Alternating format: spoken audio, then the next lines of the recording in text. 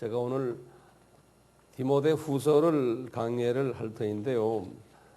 이 디모데 후서는 바울의 마지막 서신이고 상당히 내용이 조금 고 또 조금 길기 때문에 시간을 세이브하는 의미에서 딴 이야기를 제가 안 하고 사도행전 강의부터 직접 들어가겠습니다. 성서 여시고 또 노트 여시고 그렇게 해주시면 감사하겠어요. 제가 여기 지도를 좀 그립니다. 여기가 에베소고요. 여러분들 하나 또 다시 그려놓으세요.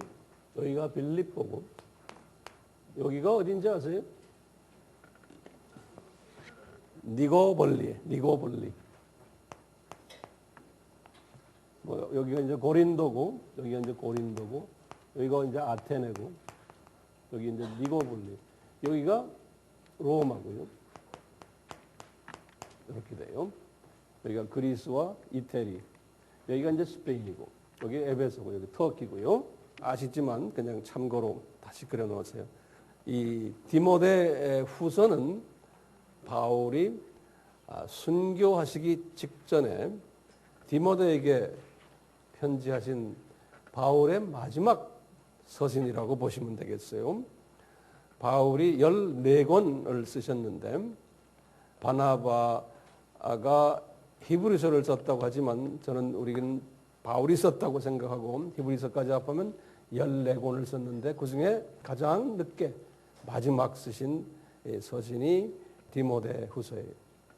이 서신을 쓰시고는 67년에 잠깐 계시다가 68년에 순교를 하셨어요. 지난주에 저희들이요, 네로의 그 핍박한 이야기를 했는데, 이제 네로를 중심으로 해서 1세기 때 큰 핍박이 3번 있었어요. 1세기 때. 첫째가 뭐였냐면 예루살렘 교회를 향해서 핍박했던 핍박이에요. 그때 두 분이 순교를 당했어요. 첫째 분이 누구죠?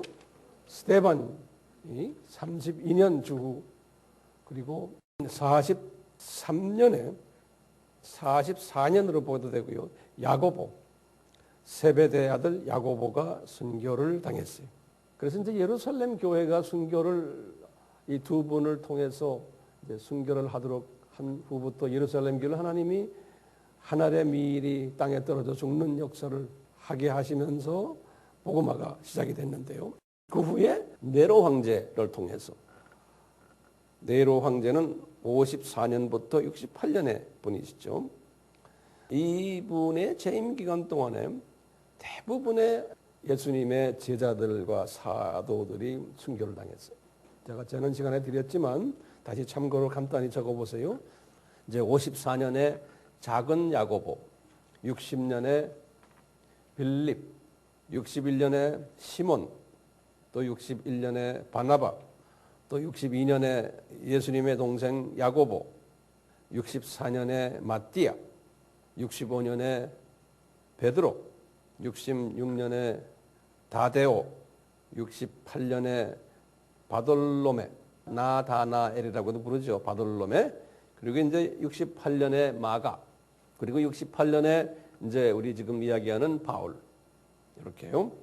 다 네로 황제 기간이에요. 그리고 이제 이분이 죽은 후에 네로 황제가 자살했다고 그랬죠. 68년에. 바울이 순교당한 직후예요. 그리고는 이제 도미시안 황제 때예요. 도미시안 황제는 81년부터 96년 때의 로마 황제인데요.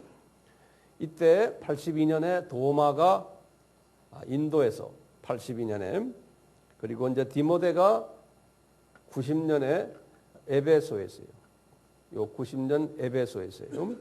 그리고 이제 누가가 91년, 그리고 요한이 마지막 순교자의 96년 요한이, 이렇게 이제 하늘의 미랄들이 돼가지고 이 1세기 100년 가까이 약 한 6, 70년 동안에 1세기, 그 1세기 때 왜 이분들을 하나님이 순교를 시켰냐면 하늘의 밀이 땅에 떨어져 썩어야 되기 때문에 그래요. 목적이 뭐냐면 이제 로마 제국이 복음화되기 위해서는 이분들이 모판이 되는 거예요. 이분들이 이제 로마 제국이 476년까지 아닙니까? 이제 앞으로 약간 그때부터 시작하면 약간 앞으로 400년 동안에 로마 제국이 복음화가 돼야 되는데 이것을 위해서 모판으로 이 순교자들을 대거 하나님이 준비하셔가지고 죽게 했어요.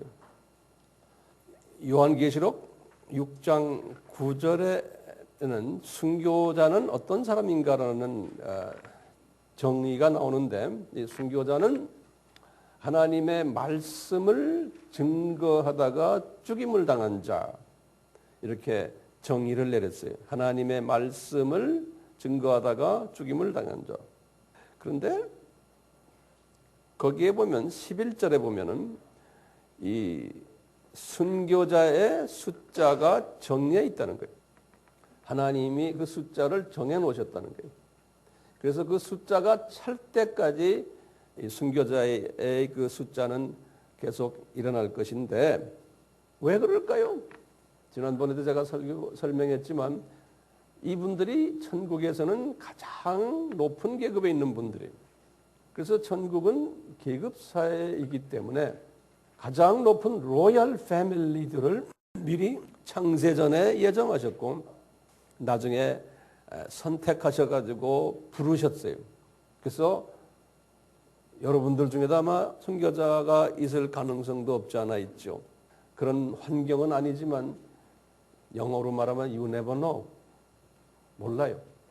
제가 이제 가끔 이런 이야기를 선교지에 가서 하면은 선교지에 앉아 있는 사역자들에게 순교자 될 사람 한번 일어나 보세요 하면요. 200명 앉아 있으면 200명이 다 일어나요. 근데 여러분들에게 제가 안 물어보겠어요. 이 순교자는 내가 원해서가 아니에요. 이것은 뭐라고 그랬어요? 하나님이 예정하신 분들이. 그래서 때가 돼서 이제 선택하셔서 부르신 거예요. 그러니까 이 순교가요. 이게 순교가 생정신으로 가능해요? 안 돼요. 이거 안 돼요. 이 순교자들 지금 1세기 때 상당히 많았잖아요. 그분들이 생정신이 안 했어요. 무슨 정신을 가지고 계셨어요, 이분들이? 제가 한번 여쭤볼게요. 예? 이분들이 가졌던 정신이 뭐냐면 히브리서 11장 믿음이었어요. 히브리서 11장 믿음이 뭐였어요? 이 세상은 내 본향이 아니다. 나는 나그네다. 이걸 항상 고백하셔야 돼요. 두 번째는 뭐냐? 내 고향은 저쪽 나라다.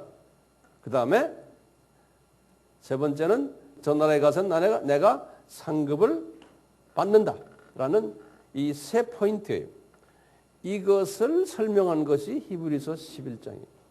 그러니까 이 순교자들은 이 믿음을 가지고 있었던 거예요. 이 순교자들이. 그러니까 이 믿음만 가진 게 아니고요. 매일매일 저 나라를 구경하면서 성원하면서 살았던 사람들이에요. 그 나라에 바울은 드나들었어요. 매일매일. 이 세상에 살면서. 우리 기독교인들이 가지고 있는 세 가지 믿음 기억하시죠? 첫 번째 믿음은 예수님을 믿음으로써 받는 구원적인 믿음이에요. 두 번째 믿음은 뭐예요? 이 세상에 살면서 예수님을 의지하며 이 세상을 내가 어떻게 극복하면서 잘 사느냐. 이 세상에서 어떻게 사느냐에 관한 믿음이에요. 그것도 다 필요한 믿음이에요. 어떻게 어려움을 잘 극복하느냐. 문제 해결을 어떻게 하느냐. 병 어떻게 아픈 거 고치느냐. 다 이런 믿음을 가지면 가능해요. 근데 이건 다 이 세상에서의 믿음이에요. 근데 우리가 이 믿음까지 가지고 있으면 죽으라 그러면 못 죽어요. 손해보라 그러면 손해 못 봐요. 돈 좀 내라 그러도 돈 안 내요. 또 내도 기복신앙적인 사고방식은 내가 내면은 이 세상에서 잘 된다고 생각하는 믿음. 요 수준의 믿음이 요 두 번째 믿음이에요. 근데 웬만한 분들 이 믿음 다 갖고 있죠. 근데 요것도 없는 사람도 있죠. 근데 이 순교자들은 어느 믿음이? 저 세상을 내다보는 믿음이에요. 그 믿음을 가진 자들이. 근데 이 믿음은 이게 내가 원해서가 아니고 이것은 은혜를 받아야 돼요. 신기한 게 예수님도요. 완전한 인간이 되셔가지고 십자가를 생각하시면서 그걸 안 지시려고 몇 번 고민하셨어요. 예수님도요. 겟세마네 동산에서도 마찬가지예요. 그런데 이분이 그러면서도 무슨 믿음이 있었냐면 이분도 믿음이에요. 무슨 믿음이 있었어요? 우리 히브리서 12장 2절에 이렇게 말했어요. 예수님도 본향을 바라보면서 저 세계를 바라보면서 십자가를 생각하면서 참았다는 거예요. 왜냐하면 이제 저 세상에 가면은 자기가 받을 그 즐거움, 보람, 그것을 생각하면서 내가 이 십자가를 짐으로 해서 내가 선택한 자녀들이 이제 구원받고 새 생명을 얻겠구나라는 이것을 생각하면서 부끄러움을, 괴로움을 참았다 그랬어요. 예수님이. 그러니까 이게 하나님이신데 완전한 신성을 포기해버리시고 완전한 인간이 되셨기 때문에 이분도 이 믿음이 필요했던 거예요. 그래서 이분이 계속 기도하신 거예요. 기도 안 하면 이분도 자꾸 그걸 잊어버리시는 거예요. 본래 자기 고향인데 거기가. 근데 완전히 포기하는 바람에 신성을 이분도 이렇게 하셨어요. 그러니까 우리도 순교자의 반열에 들어가려면 이 믿음이 없이는 순교자가 될 수가 없어요. 우리 스데반이도 순교할 때 이분이 저쪽 세계를 봤잖아요. 그러니까 이분이 편하게 순교했잖아요. 순교자들은 이 대열에 들어가려면 이 수준이 돼야 되는 거예요. 이 바울도요. 언제 이 믿음을 가졌을 거라고 생각하십니까? 바울이? 저는 이분이 주 35년에 다메섹에서 예수님을 만났을 때 이분은 즉각 이 믿음을 가졌던 것 같아요. 그러니까 대단한 그 은혜 받은 사람이에요. 그러니까 이 믿음을 35년에 주 35년에 이분 30세 때 받아가지고 지금 68년 33년 후에요. 이 33년 동안 항상 이 믿음을 이분이 갖고 계셨던 거예요. 이 믿음을. 그러다 보니까 이분이 주후 41년에 이제 자기 고향에 이제 있었을 때, 자기 고향이 어디죠? 다소죠. 고린도 후서 12장 1절과 2절에 보면요. 14년 전에 내가 3층 전으로 올라갔다 그랬어요. 14년 전에. 그렇죠?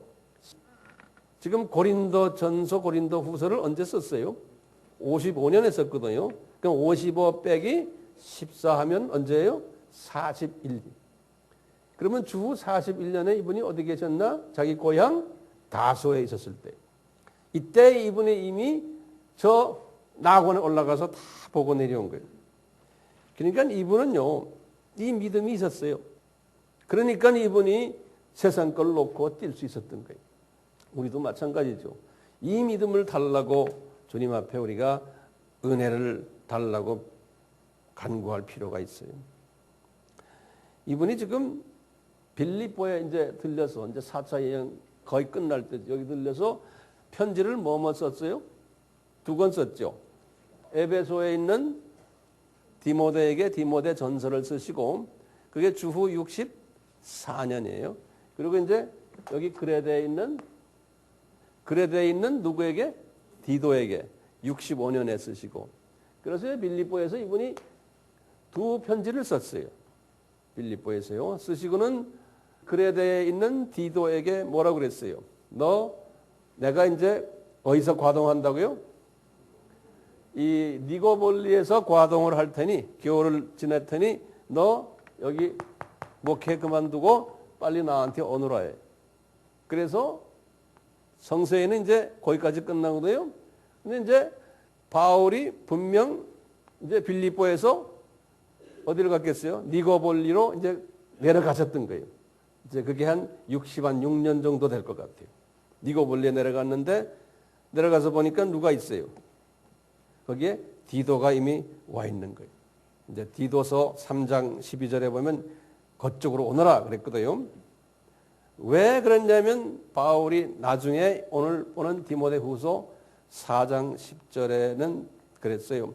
내가 이미 디모데야 디도가 나보러 니고볼리에 왔었는데 내가 다시 선교사로 이후에 달마디아라고 알바니아에 지금의 알바니아 체코슬로바키아 그쪽으로 내가 선교사로 보냈다 이런 말이 있어요. 이렇게 해서 이제 바울은 이미 아는 거예요. 이제 자기가 이제 체포당하고 로마로 이제 끌려가서 거기에 감옥에 들어갈 걸 다 미리 아신 거예요. 다 보내고 지금 바울이 누구하고만 거기 있어요. 누가 그다음에 이제 몇몇 분들 이름이 성경에 보면 나와요. 오늘 그 본문 오늘 디모데후서에 보면요. 그분들은 우리들이 이름이 별로 알려진 이름들이 아니에요. 그분들이 그냥 있는데 지금 이 니고볼리에서 붙잡혀서 이제 로마로 이제 가게 되는데 왜 로마 군인들이 이분을 체포했을까요? 무슨 제목으로요? 그러면 이렇게 한번 적어보세요. 첫째는 바울의 메시지 때문에 바울이 전하는 메시지가 예수님을 왕 중의 왕이라고 말하거든요. 그러니까 네로 왕이 싫은 거예요. 네로 왕의 입장에서는 자기가 왕 중의 왕인데 그리고 이분이 오실 것이라는 메시지를 자꾸 전했던 거예요. 재림의 메시지를. 그것이 우선 싫었고요. 두 번째는 뭐냐면 이 주후 64년 로마 도시를 화재를 일으킨 후에 네로 왕이 로마 법을 아주 공식적으로 바꾼 거예요. 이제 바벨론 종교를 자기네 나라의 공식 종교였지만 더 강하게 공식 종교화하고 기독교를 반국가 종교로 공표해버린 거예요. 그래서 기독교인들을 그때부터 심하게 핍박하기 시작했던 거예요.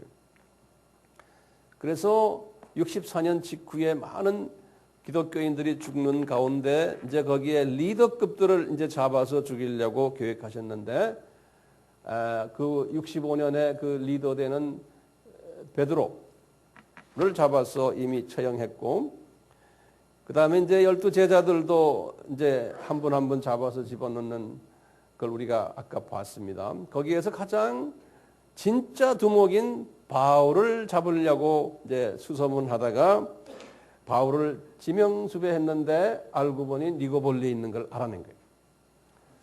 그래서 이제 니고볼리에서 이분이 안식했기 때문에 소문이 안 났거든요. 근데 이제 어떻게 해서 이제 지명수배해서 잡아낸 거예요. 그래서 이제 바울이 체포가 된 거예요. 신기한 게요. 왜 니고볼리라는 이름도 없는 도시에서 그랬을까? 이제 혼자 생각했어요.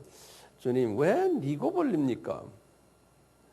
니코라는 말은 니케라고 그래서요. 그 헬라 신 중에 니케라 우리가 나이크 신발 있죠, 나이크. 또 그것이 그거 이름이에요. 나이크. 승리라는 뜻이에요. 빅토리. 그래서 이제 니고볼리란 말은 폴리스란 말이에요. 폴리스. 니코폴리스 그래요. 폴리스란 것은 도시. 헬라 말로. 그래서 승리의 도시구나. 바울이 우리가 나중에 이제 사장이고 내가 선한 싸움을 싸우고 할 때 이분이 영적 싸움을 했는데 33년 동안 영적 싸움을 하면서 이제는 끝내는 도시예요. 이 도시에서 영적 싸움을. 그런데 승리하신 거예요. 이 싸움에서. 그래서 이 니코폴리에서 체포당하셨다라고 볼 수 있어요. 바울이 하필이면 내가 왜 여기서 이제 잡힐까? 이제 내 사역이 끝나는데 아마 주님께서 그렇게 너 이 니코폴리 너 승리자다. 개선 장군이다. 이렇게 아마 말씀하셨던 것 같아요. 그래서 이제 상당히 힘을 받지 않았나 이렇게 생각이 돼요. 자, 이 로마로 이제 이송을 받아가지고 이제 감옥에 들어갔는데 이 감옥은 1차 때의 감옥과는 다른 거예요. 1차 때 감옥은 시위대 가택연금 셋집에서 방문자들이 자유로이 드나들 수 있었어요. 1차 감옥은. 그런데 이제 지금 이 감옥은 던전이라고 그래요. 던전이란 건 뭐냐면 깊은 어두운 땅굴이란 소리예요. 땅굴. 그리고는 외부인이 절대로 드나들지 못하는 면회도 안 되는 특별한 허락 없이는 그리고는 홀로 있는 감옥이에요.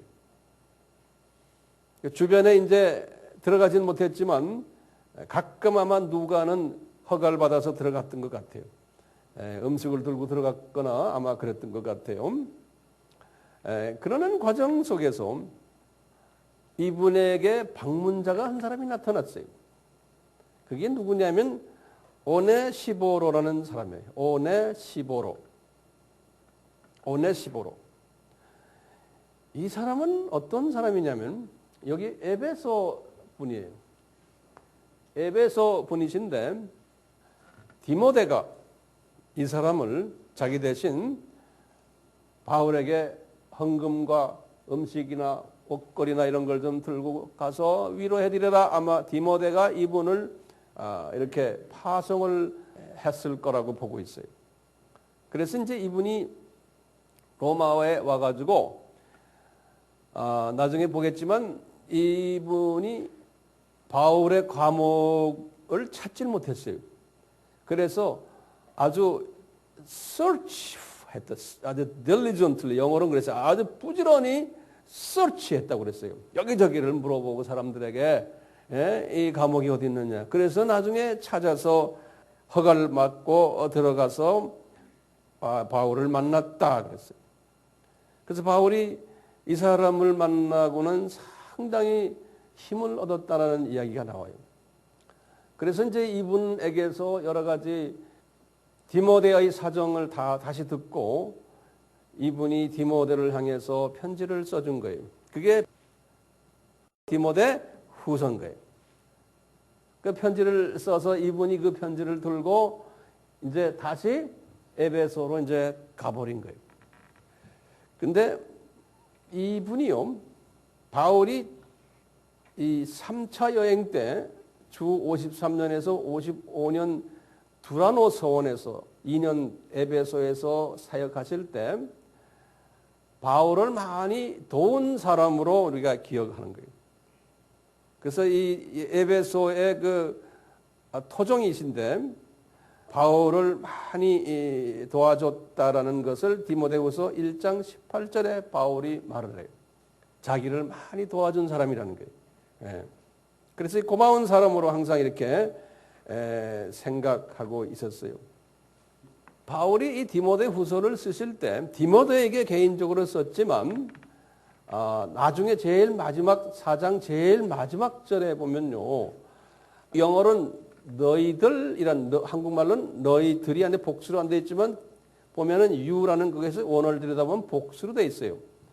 그 마지막 절에 보면 디모데 당신 그래놓고는 또 당신 또 나와요. 그 너희들에게도 이렇게 될지어다 했는데 4장 22절에 보면 그랬어요. 그래서 보면 디모데에게 개인적으로 썼지만 또 이 편지를 에베소 교인들도 읽어라 하는 그런 의미가 거기에 숨겨져 있어요. 복수로 돼 있어요. 원어를 보면요. 자, 그러면 이 집필한 이 편지를 쓴 목적이 있어요. 자, 이 목적을 좀 하나하나 적어보세요. 첫째 목적이 뭐냐면요, 디모데에게 이제 이분이 어떤 목적을 썼냐면, 디모데야, 나 상당히 외롭다 이런 거예요. 외로움을 달래기 위해서 이 편지를 썼어요. 그래서 이 편지에 보면요, 내가 과거에 아시아 지역에, 다시 말하면 이 에베소를 중심으로 해서 두라노 서원을 2년 동안 여기서 이제 운영하시고, 이 아시아 지역을, 아시아의 7교회들 있죠? 그 8교회 이렇게 골로새까지 이렇게 있는데, 이 지역을 내가 많이 방문하고 거기에 내가 많은 지도자들을 양성해 냈는데, 이분이 그래요. 이 사람들이 거의 다 떠나버렸다는 거예요. 자기를. 이 지금 감옥에 혼자서 가만 앉아서 편지다 그러는 거예요. 떠나버렸는데 그 중에도 아주 나쁜 사람이 몇 사람 있다는 거예요. 떠난 사람 중에서도. 그러면서 그분들 이름을 대요. 15절에 1장 15절에 부겔로와 허모네게다. 1장 15절에. 그 다음에 나중에 대마를 또 거론해요. 4장 10절에. 그래서 이제 사람 이름을 내 제자들이지만 그 사람들 다 떠났는데 이 사람들은 떠날 때 자기 선생님을 많이 이렇게 비난하면서 떠났던 것 같아요. 그래서 이 바울이 이분들에게서 상처를 가졌기 때문에 성서에 그분들 이름이 기록되어 있으니 말이죠. 이 사람들 모르겠어요. 낙원에 갔는지 안 갔는지. 성서에 그 이름이 있을 정도면 그것도 좋지 않는 사람으로 참 그래요. 그래서 이분이 이 사람들을 생각하면 마음이 외롭다는 거예요. 그렇게 정성을 들였는데 그렇게 됐다는 거예요. 그리고는 이분이 또 그러는 거예요. 이제 4장 10절부터 12절 또 쭉 보면요 이래요. 내 사랑하는 제자들이 지금 여기저기에서 내 주변에는 없지만 지금 사역하고 있다는 거예요. 그러니까 그분들이 내 옆에 지금 있으면 좋겠는데 이건 좋은 사람들이에요. 내 사랑하는 제자들인데 지금 사역장으로 다 퍼져서 일하고 있다는 거예요. 그러니까 얘들 다 나한테 좀 왔으면 좋겠지만 내가 그럴 입장이 되지 않으니까 외롭다는 거예요. 그러면서 쭉 그분들의 이름을 대요. 지금 사역하는 사람들 이름들. 그레스게는 갈라디아에서 지금 사역한단다. 4장 10절에. 디도는 달마디아에서 사역한단다. 4장 10절에. 두기고는 네 대신 에베소로 내가 이미 보냈다. 4장 12절에. 그 다음에 브리스길라와 아굴라는 지금 에베소에서 사역한단다. 4장 19절에. 그리고는 지금 편지 배달하는 오네시보 이 사람도 지금 내 옆에 있다가 지금 또 갔단다. 쭉 가면서 거의 에라스도 드로비모 쭉 그래. 디모데 너는 지금 에베소에 있잖아. 이러면서 나한테 지금 여기 지금 홀로 있는데 누가만 내 옆에 지금 있단다. 그리고는 누가 주변에 몇 사람 있는데 그분들 이름을 거론했어요. 4장 21절에 나도 이름을 잘 모르는 사람들이 으불로, 부데, 리노, 글라우디아 또 다른 형제들 그 사람들도 누가 주변에 이렇게 바깥에서 웅성웅성하고 같이 있는 모양이에요. 근데 거기 보면 리노라는 이름이 나왔는데 리노라는 이름이요. 그 이제 라이너스라고 그랬어요. 이 서양 사람들은 그분 이름을 라이너스라고 불러요. L-I-U-S, 라이너스. 이 라이너스가 왜 유명하냐면 이제 베드로도 주님 나라에 가고 바울도 간 후에 이들의 후임자 중에 후임자가 있어야 되는데 로마 교구장을 이 라이너스가 했다라는 하나의 그 전설이 있어요.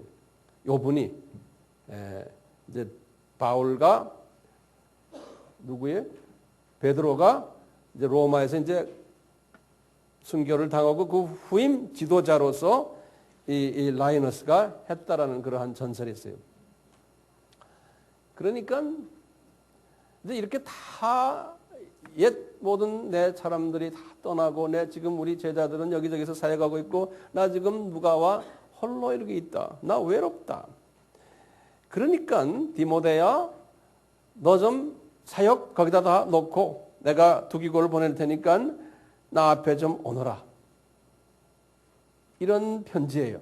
그러면서 그러는 거예요. 너는 내 영적 아들이 아니냐. 나는 너 보기를 굉장히 원한다. 1장 4절에 그랬어요. 4번이나 지금 이 디모데 후서에 보면요. 너 나 방문해달라. 요구를 한 거예요. 4번이나 편지 속에 보면 4장 9절, 11절, 13절, 21절에 그러면서 내가 너를 보면 굉장히 기쁠 것 같다는 거예요. 내 마음에 지금 이 상처를 위로로 해줄 수 있을 것 같다는 거예요. 그러면서 이제 오라는 거예요. 그러면서 내가 밤낮 너를 위해서 기도하고 있다는 거예요. 1장 3절에. 왜냐하면 너는 특별한 내 아들이라는 거예요. 1장 4절에서 5절에 그랬어요. 너는 눈물이 있는 젊은 사역자고 거짓이 없는 순수한 믿음이 있는 사람이라는 거예요. 이 믿음을 너는 어디서 받은지 아느냐? 네 외할머니와 네 어머니에게서 받았다는 거예요. 그러니까 내가 딴 사람보다도 네가 가장 내 옆에 있기를 나는 원한다는 거예요. 너는 참 괜찮은 아이야. 이 소리나 마찬가지. 우리가 살다 보면 이런 경우 있죠. 주변에 사람은 많지만 내 속을 다 털어서 이야기해 주신 사람은 이렇게 바울도 보니까 누가도 아니에요. 보니까 바울이 가장 마음을 주고 자기의 속을 털어낼 분은 디모데밖에 없다는 거예요. 이제 이게 첫 번째 지필 목적이에요. 외로워서 디모데야 오너라요. 두 번째 목적은 디모데에게 그러는 거예요. 너 지금 네로 황제를 통해서 심한 핍박을 받고 있지 않느냐? 너만이 아니고 우리 지금 기독교 공동체 전체가 지금 그러고 있다. 그러니까 이럴 때마다 너는 내가 너에게 준 복음을 잘 지키라는 거예요. 1장 14절에 그런 거예요. 근데 우리 이런 부분을 보면요, 이제 조금 의문이 생겨요. 이런 의문이 생겨요. 아니 세상에 바울이 매일 낙원 드나드는 사람인데 그까지 좀 핍박받으면 어떻고 또 사람들 다 떠나면 어때? 소망을 하늘나라에 두고 있는 분인데 그렇게 생각이 안 들어요? 예? 당신 대단한 영적 거물인데 뭐 다 떠났다고 그래서 뭐 이렇게 섭섭해가지고 이렇게 우는 소리하고 그럽니까? 믿음이 없는 사람 같네요. 이렇게 우리가 반문할 수 있죠. 저도 막 이런 반문하고 싶어요. 그러면 어떻게 대답해요? 우리 아까 예수님 생각해 보세요. 예수님도 저 세계의 사람이고 저 세계에 이제 곧 올라갔는데도 눈이 이 세계에 계셨기 때문에 우리도 마찬가지. 우리도 눈이 영의 사람이지만 저 세계를 매일 쳐다보고 있지만 방문하지만 이 세계에 살고 있기 때문에 우리의 시각은 이 세계에 와 있는 거예요. 대부분의 시각을. 그러니까 바울처럼 아무리 믿음이 있고 말씀을 아무리 잘해도 우리는 인간을 통해서의 위로가 또 필요한 거예요. 이 세상에서의 위로가 필요한 거예요. 자, 서론의 말씀인데요. 서론이 좀 길었죠. 우리 디모데서의 그 구조가 좀 길어요. 그래서 제가 이 칠판에다 다 이렇게 적어드렸어요. 그러니까 이 구조에 맞춰서 제가 하나하나 그 개요를 설명해 드리려고 그래요. 이 구조에 맞춰서요.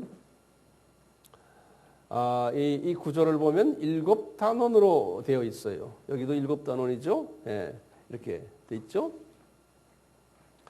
첫째, 인사를 1절과 2절에 했거든요. 근데 이 바울의 그 디모데 전서나 디모데 후서의 인사는 딱 보면요. 다른 편지에는 이런 게 없는데 꼭 거기에 항상 긍휼이 단어가 있어요. 너에게 은혜와 긍휼과 평강이 있을지어다. 거기에 중간에 긍휼이 딱 들어가 있어요. 긍휼이. 다른 편지에는 꼭 은혜와 평강이 있을지어다 그랬는데 그래서 지금 바울이 외로우니까 이 긍휼이 아주 목말랐던 모양이에요. 자기를 좀 불쌍하게 보는 마음, 위로해 줄 분이 그분에게 필요했던 모양이에요. 그래서 디모데야 너에게 이것이 있기를 원한다. 이렇게 인사로 하셨던 것 같아요. 자, 이제 두 번째 단원에서는요, 이제 1장 3절에서 18절이, 이제 1장 3절에서 18절 두 번째 단원이 여기 보시면 이 두 번째 단원에서 이분이 뭐라고 그랬냐면 디모데야 네로의 핍박을 두려워하지 말고 또 감옥에 있는 나를 부끄러워하지 말아라 그랬어요. 지금 보시면 이 바울이 강조하는 게 뭐냐면 두려워하고 부끄러워하는 자기의 제자들이 많았다는 것을 우리에게 보여주고 있어요. 다 떠난 사람들이 왜 떠났을까요? 그럼 이 바울이 자꾸 로마 군인들에 의해서 경찰서에 들어가고 지금은 큰 감옥에 들어갔지 안양교도소에 들어간 거예요. 지금은요. 평소에는 항상 파출소에 들어가거든요. 그러니까 두려운 거예요. 그분 따라다니다가는 우리도 이거 별로 재미없겠구나. 그뿐 아니라 죄수의 그 죄인의 개수 같은 분이 이 혐오 대상이 그 당시 사회에서는 그러니까 부끄럽다는 거예요. 근데 바울이 이 단어를 썼어요. 영어로도 ashamed of shame. 그래서 너도 그런 저 사람들처럼 저러지 말아라는 거예요. 그러니까 그분들을 우리가 욕할 수가 없어요. 왜냐하면 넘버 3 믿음, 히브리서 11장 믿음이 없었기 때문에 이렇게 할 수밖에 없는 거예요. 거기다가 이제요. 그래서 이제 바울이 3장에 가서 이제 3장 1절에 그랬어요. 말세에 이런 일들이 있을 터인데, 이런 고통이 있을 터인데, 말세라는 건 그때부터 시작해서 지금까지 모든 이때를 예수님의 초림에서 재림까지의 기간을 말세라고 그런다고 했잖아요. 말세에 사람들은 다 자기를 사랑한다는 거예요. 그 말씀 기억나시죠? 이제 성령님께서 이 바울이 이것을 깨닫게 한 다음에 디모데에게 가르치는 거예요. 사람들은 다 이 기독교인들 이야기하는 겁니다. 지금 기독교인 이야기하는 거예요. 지금 디모데 후서나 여기 다 성서에서는 기독교인들이지만 뭐 세상 사람 말할 거 없고 다 자기 위주라는 거예요. 그러니까 자기한테 이익이 안 되고 그러면은 떠난다는 거예요. 그리고는 억울한 일을 당하면은 그것을 용서를 안 해주고 억울한 일을 당하면 자기에게 불리한 게 있으면 꼭 끼고 서 있다가 용서를 안 한다는 거예요. 거기 쭉 보면 그런 내용이 적혀 있어요. 그게 사람들의 모습이라는 거예요. 사람들이 그렇다는 거예요. 그러니까 이분에게 이것을 가르쳐 주는 거예요. 그러면서요, 이분이 쭉 거기다 설명을 해요. 디모데야, 너는 이런 사람 되지 말아라는 거예요. 왜 그런지 아느냐? 디모데야, 너는 1장 9절에 그랬어요. 너는 창세 전에 이 예수님의 복음을 전하기 위해서 은혜로 세우심을 받은 자라는 거예요. 나도 그렇다는 거예요. 바울이 그러는 거예요. 창세 전에. 그렇기 때문에 우리는 복음을 전해야 되는데 이 복음 때문에 두려워하거나 복음 때문에 우리가 어려움 당하는 거를 부끄러워하지 말아라는 거예요. 그러면서 이분이 이래요. 나는 창세전에 이 불리움을 받아서 내 그 11절 보세요. 성경에 11절 보시면 그랬어요. 나는 누군지 아느냐? 이분이 33년을 쭉 주님을 만나고 복음을 전한 후에 자기의 포지션을, 타이틀을 이야기해요. 뭐냐면 나는 반포자다 그러는 거예요. 그 부분 이분이요. 그리고 나는 사도다, 나는 교사다. 딱 이 세 포지션을 이야기해요. 이분이 이 반포자란 말은 영어 성경에 있는 사람은 뭐라고 써 있어요? 네? herald 또는 preacher 그런 거예요. 다시 말하면 이 말씀을 전파하는 사람이라는 거예요. 지금 이렇게 저처럼 말이죠. 말씀을 전파하는 사람. 그런데요. 말씀을 전파하는데 이 사도란 뜻은 뭐냐면 불리움을 받아가지고 파송받은 사람을 아포스를 그래요. 파송받은 사람. 이런 사도고 가만 집에 앉아 있는 사람이 아니에요. 그리고는 교사라는 게 티처라는 거예요. 그러니까 바울은요. 여기에서 우리가 좀 생각하는 바울은 목사가 아닌 거예요. 우리는 다 신학교 나오면 목사라고 생각하는데 아니에요. 목사는 뭐예요? 목사라는 말은 셰퍼드예요. 다시 말하면 양을 치는 사람이에요. 목사는. 그러니까 바울은 복음을 외치고 그걸 위해서 사도로서 불리움받아서 돌아다니고 그 다음에 외친 다음에 티칭을 잘하는 교사라는 거예요. 그래서 바울은 담임 교회가 없었던 거예요.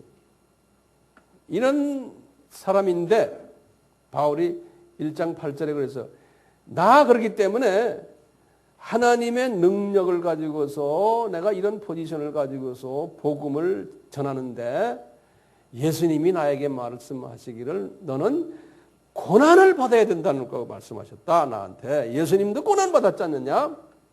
그렇기 때문에 하늘에 미리 땅에 떨어져 죽어야 되기 때문에 고난을 받아야 되는 우리 존재들이다.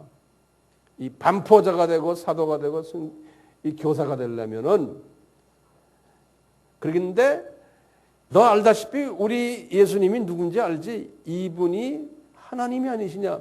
이분이 우리한테 이렇게 의탁을 했는데 나가서 이걸 하라고 그렇기 때문에 우리를 지키신다는 거예요.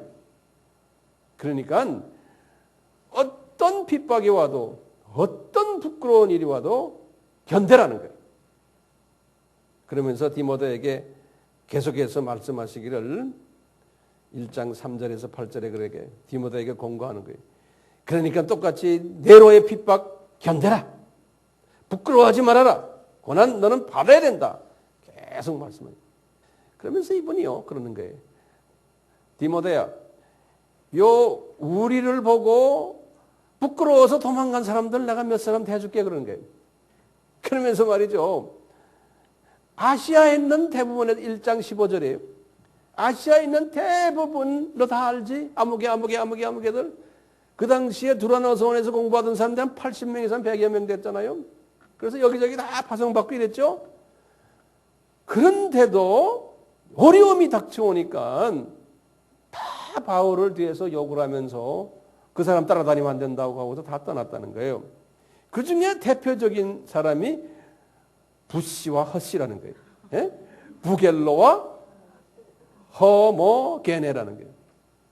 분명히 이 사람들은 조용히 떠나지 않고 바울을 많이 속된 말로 하면 씹었던 모양이에요. 그러시면서 이분이 그러시는 게 그 사람들만이 아니고 이 어려운 가운데서도 나를 신실하게 따라다녔던 사람 또 한 사람이 있단다. 그게 오네시보로라는 거예요. 오네시보로. 그래서 지금 오네시보로를 통해서 내가 이렇게 방문받고 내가 이분에게 이렇게 편지를 너한테 보낸단다. 이렇게 이야기하는 거예요. 근데 참 신기한 게요. 그 오네시보로라 그러시면서 이분이 이제 16절에서 18절에 보시면 거기 마지막 절에 보면 이래요.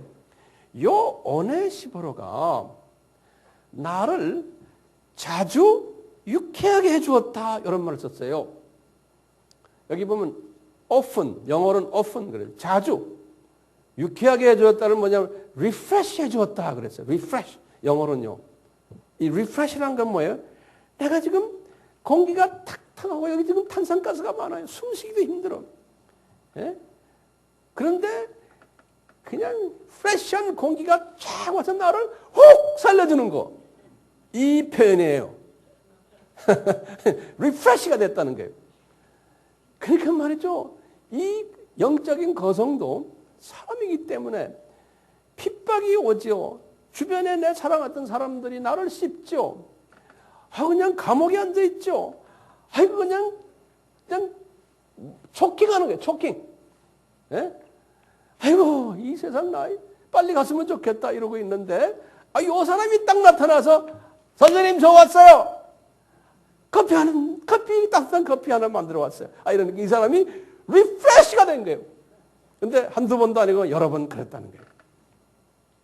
그래서 우리도 이런 리프레시가 필요하죠? 네, 저도 필요하고 여러분들도 필요한 거예요. 예수 믿는 사람이 말이야 뭐 이렇게 걱정이 많고 뭐 그래. 몰라서 그래요. 우리도 이 세상에 속한 사람이에요. 눈만 뜨면 낙원에 올라가 있는 게 아니고 이 세상의 문제 속에서 살고 있는 게 우리예요.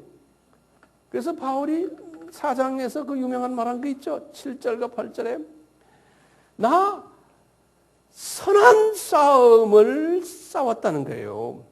이게 이 싸움이에요. Good fight. 그래서 I have fought good fight. 그리고는 나의 달려갈 길을 달려갔다는 게 이런 식으로요. 우리가 지금 선한 싸움을 하기 때문에 우리에게 외로움이 있고 좌절이 있고 스트레스가 있고 배신감도 있고 이걸 경험해야 되는 거예요. 왜 그럴까요? 우리는요, 우리 기독교인들은 이 세상에 살고 있지만 저 세상 사람이거든요. 그런데 보세요. 이 세상은 바울이 디모데에게 그랬죠. 뭐라고 그랬어요? 3장 1절에서부터 5절에 이 세상은 새 세상 사람들은 다 교회 안에서도 자기만 좋아하고 자기 사랑하고 돈 좋아하고 조금만 불편한 사람이 있으면 용서 안 해주고 거역하고 배반하고 교회 안에도 그렇단다. 이 세상 사람 말할 것도 없고 그러니까 우리가 저 세상만 내다보고 있으면 괜찮은데 이 세상에 그런 사람들하고 살고 있기 때문에 스트레스가 있게 돼 있단다.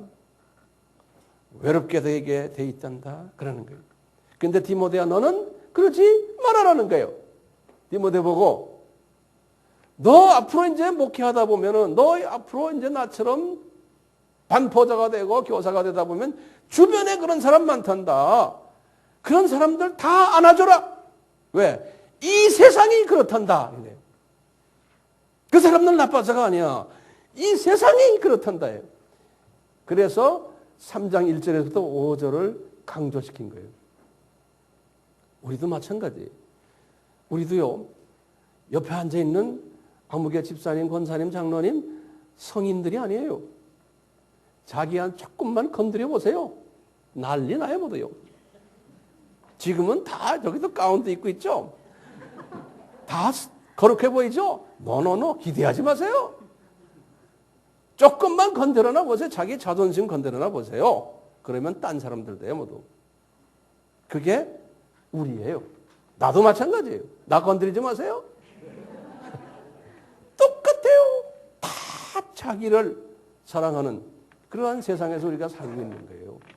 이것을 우리가 알 때, 그렇지 않은 사람들 볼 때 소중하게 보이고 그런 사람을 볼 때 내가 안아줄 수 있는 거예요. 아, 세상이 그러니까 주님이 디모데에게도 말씀하셨는데 그러니까 이게 이 뷰가 넓어지는 거예요. 뷰가 넓어졌단 말 알죠?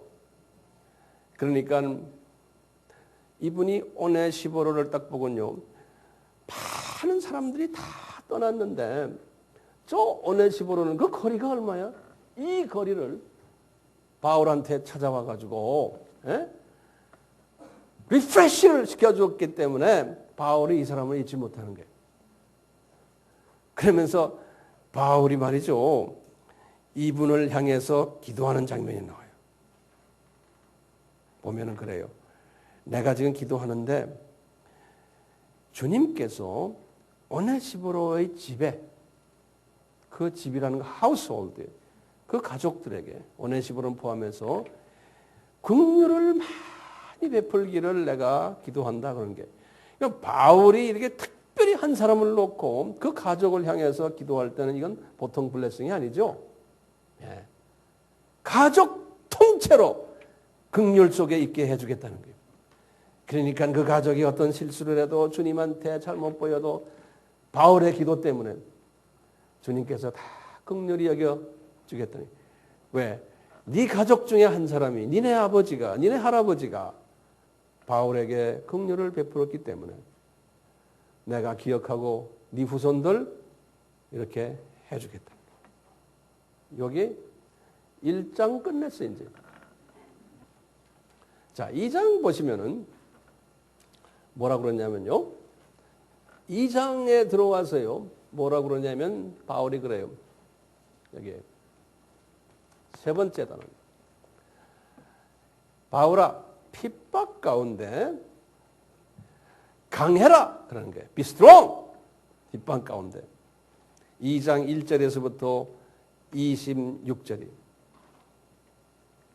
근데 그냥 강해라 그러니까 이거 무슨 강해라는 게 이게 구체적으로 무슨 말씀입니까? 바울이 하나하나 디모데에게 설명해 줘요.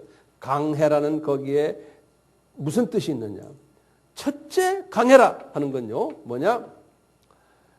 너 앞으로 제자 훈련 이제 시킬 때인데 네 제자들을 훈련시킬 때인데 제자 훈련을 내가 가르치는 원칙대로 시키라는 거예요. 그게 강하게 되는 거라는 거예요. 2장 2절에서부터 3절에 그랬어요. 뭐라 그러냐면요. 이거 이제 우리 제자 훈련 공부할 때 요 말을 자주 쓰거든요. 첫째 뭐냐면 너 제자를 선정해서 훈련시킬 때 어떤 사람을 먼저 골라야 되냐면 충성된 사람을 골라라는 거예요. 영어로는 faithful. 이 충성된다는 말이 뭡니까? 변하지 않는 사람이에요. 처음에는 할렐루야 하고 이러다가 조금만 자기하고 좀 이해관계가 좀 틀어지면 그냥 꼬리 내리고 도망가 버리는 거예요. 끝까지 가지 않는 그런 사람은 제자로 뽑지 말아라는 거예요. 그 다음에 뭐냐면 그것만 잘해서 안 된다는 거예요. 잘 가르치는 사람을 하라는 거예요. 거기에 딱 보면요. 그 바울이 33년을 경험한 거예요. 경험하고서는 이제 아주 결론적인 액기스를 디모데에게 가르쳐 주는 거예요. 너 이제 앞으로 내 과거에 나 실패했다. 봐라. 두라나 서원에서 그렇게 많이 가르쳤잖아. 다 지금 도망갔다. 몇 사람밖에 안 남았잖아. 그러면서 주님이 봐라. 디모데야. 이제 앞으로 네가 강해지려면 영적으로 어떻게 되느냐? 첫째 뭐예요? 충성된 사람이란 게 뭐예요? 변하지 않는 사람이에요. 그 다음에 잘 가르치는 사람. 이 두 가지가 중요한 거예요. 이것을 잘하는 사람을 뽑는데 열심히 가르쳐가지고 이 사람들이 또 똑같이 제자를 만들도록 동기부여시켜 주라는 거예요. 그렇게. 그럼 이게 우리 꼭 그거나 똑같죠? 내가 다단계란 말 가끔 썼다고 누가 어저께 나한테 뭐라고 그러더라고요. 똑같아. 이 다단계. 예수님이 제자 훈련시킨 게 이 다단계 방법이에요. 이 다단계의 원조인 미국의 그 암웨이라고 있죠? 그 암웨이 회사는 미국 전체에서 4번째로 큰 회사예요. 그 회사는 크리스천들이 운영해요. 미국의 큰 선교의 그 선교 기금을 그 회사에서 전 세계에다 갖다 대요. 대단한 회사예요. 그런데 나는 아메하고 관계없지만요. 그런데 똑같아요. 그 사람들이 지금 쓰는 방법이. 네. 조건이 뭐였어요? 충성된 사람. 그 다음에 잘 가르치는 사람이에요. 이런 사람들. 제자화하고. 그 사람들이 또 제자화시키고. 그러니까 보세요. 4대를 이야기하는 거예요. 바울이 디모데를 뽑은 거예요. 디모데가 또 이제 바울이 이제 순교당한 후에 누굴 또 뽑는 거예요. 또 그 다음에 이 사람들이 또 내려가는 거예요. 그 바울의 영적 4대 라인을 지금 설명해 주는 거예요. 자, 그러면서요. 두 번째 영적으로 강해지는 방법이 뭐냐면 이렇게 뽑아놓은 이 제자들은 이 세 가지 모습으로서 비유가 될 수 있음을 기억하라는 거예요. 이 제자들은 세 가지 모습으로 그러면서 2장 4절에서 7절에 설명했어요. 뭐냐면 이 사람들은 첫째 뭐냐? 군사들이라는 거예요. 솔저들이라는 거예요. 그렇기 때문에 군사들은 고난 받아야 된다는 거예요. 나와 같이, 너와 같이. 그 다음에 이 군인들은 예수님을 기쁘게 하려면은 자기 생활에 얽매이면 안 된다는 거예요. 그렇지만 이 군인들은 꼭 이긴다는 거예요. 이기는 군사들이다. 그래서 면류관이 따라온다는 거예요. 이렇게 설명하는 거예요. 지는 군인이 아니에요. 또 두 번째 예를 드는 거예요. 이분들은 군인들만이 아니고 운동선수들이라는 거예요. 그래서 운동선수의 경기 법대로 운동해야 된다는 거예요. 이 말은 뭡니까? 우리는 운동선수들은 하나님이 주신 법이 있어요. 지상 계명을 먼저 지켜야 되고 그 다음에 지상 사명을 해야 되는 이 법이 있어요. 이 법대로 운동해야 된다는 거예요. 그러면은 면류관 받는다는 거예요. 운동선수도. 그러면서 세 번째 비유를 드는 게 농부의 비유를 딱 드는 거예요. 너희들은, 우리는, 제자들은 농부라는 거예요. 농부는 씨를 심어놓고는 하드 워킹 하는 거예요. 거기서 보면 영어로도 그래서 하드 워킹 하는 농부라고 그랬어요. 수고하는 농부라고 이렇게 한국말로 써놨어요. 근데 농부는 뭡니까? 곡식을 추수해서 자기가 먼저 먹을 권리가 있다는 거예요. 우리가 이제 제자를 훈련시켜 놓으면 그 제자를 통해서 선생님으로서 대접받을 권리가 있는 거예요. 추수의 기쁨이 있는 거예요. 농부는요. 똑같이 면류관 받는다는 거예요. 이렇게 세 비유를 들면서 디모데야, 너 충성되고 잘 가르치는 제자를 뽑아갔는데 그 사람들의 이 모습이 이 세 가지로 나타난단다. 그러니까 이 공통점이 뭐냐면요. 제자들은 고난이 꼭 수반된다는 거예요. 군인, 운동선수, 농부. 고난이 수반되는데 거기에 고난에서 끝나는 게 아니고 부활의 기쁨이 있다는 거예요. 추수의 기쁨이 있다는 거예요. 면류관의 기쁨이 따라온다는 거예요. 그래서 이제 이분이 그래서 네가 이것을 깨달을 수 있도록 주님께서 총명을 주기를 내가 기도한다 이랬어요. 총명.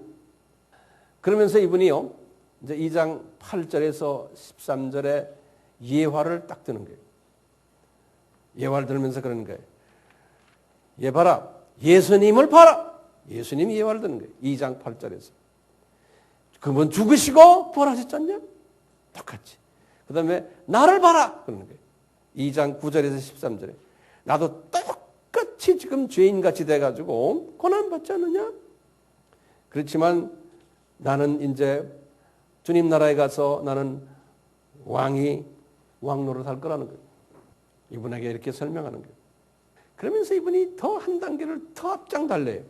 2장 20절에서 26절에 그러는 거예요. 디모데야,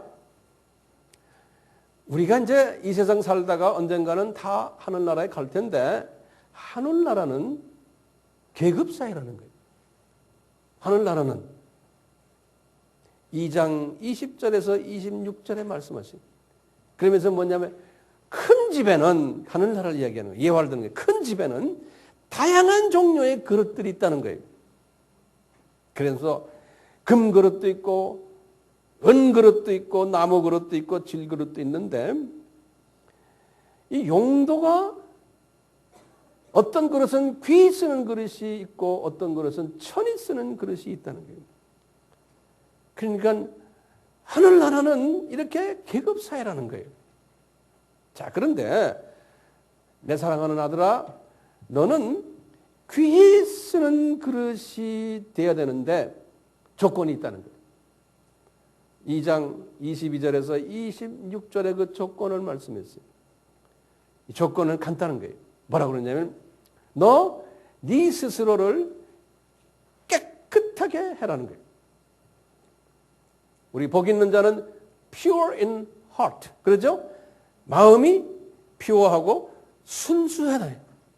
그러니까 쓴뿌리를 없이 인격을 순수한 인격으로 만들어야 된다는 거예요. 그래야지만 주님이 큰 그릇으로 깨끗한 그릇으로 만드는데 그러면서 이제 설명을 쭉 했어요. 이제 구체적으로 디모데에게 뭐라 그러냐면 너는 의와 믿음과 사랑과 화평을 쫓아라. 이 사랑과의 관계에서 지금 이야기하는 거예요. 어리석고 무식한 변론을 버려라. 다툼이 있다.